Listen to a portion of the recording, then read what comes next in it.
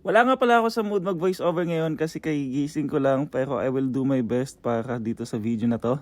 So intro muna tayo. Hi guys, this is Joe King and welcome back to my channel. Ngayong araw is pupunta tayo ng Cubania, pero andito kami ngayon sa KFC, malapit din to sa Cubania. Sa mga oras na to, 11 AM na pala, tapos wala pa kaming almusal, kaya yun, kumain muna kami dito. Bali kasama ko pala dito si Eman, si Mark, tapos di si Jomar. Ang dami ko nga palang na-order kasi gutom na gutom ako. Tapos after namin kumain, pumunta kami dito sa may Asian store dito sa Cubania. Dito pala is marami kayong mabibili dito mga gulay. Tapos meron ditong patola, upo, tapos kangkong, meron din dito pechay. Tapos meron din pala ditong sitaw, tapos kung ano-ano pang klaseng gulay. Nakalagay pala yan sa rep kasi para hindi masira agad.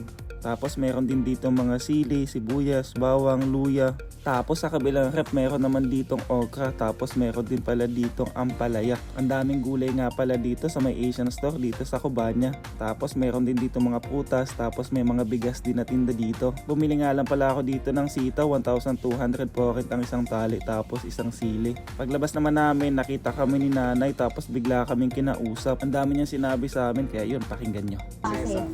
Ibang klase ang mga babae ngayon. Kung ano nila pinagmamalaki nila sila ang lalaki sa mundo. Sa ganda ko na to, sa bata ko na to, wala bang pakapatan. Dahil mga apam, di ba?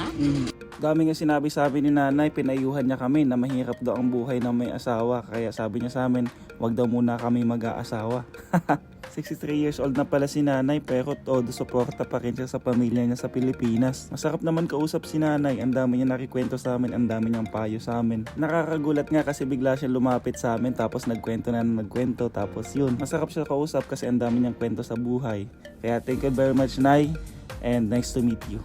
Kung hindi ka pa pala nakakapunta dito sa Cubania, marami pala ditong tindang mga sari-sari. Meron ditong mga gamit sa bahay, mga Asian food, tapos marami pang iba. Dito mo din pala sa Cubania mabibili, meron din dito mga fresh na mga seafoods. Kaso pagpunta namin kanina, hipon na lang yung natira tsaka squid. Marami din pala dito mga tindang chocolates.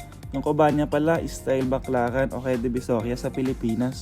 Madami kang mabibili dito mga idolo. After namin mag-Cubania, dumaan pala kami dito sa Aldi para bumili ng konting grocery. Tapos yun, umuwi na din. Kaya hanggang dito na lang. Bye-bye!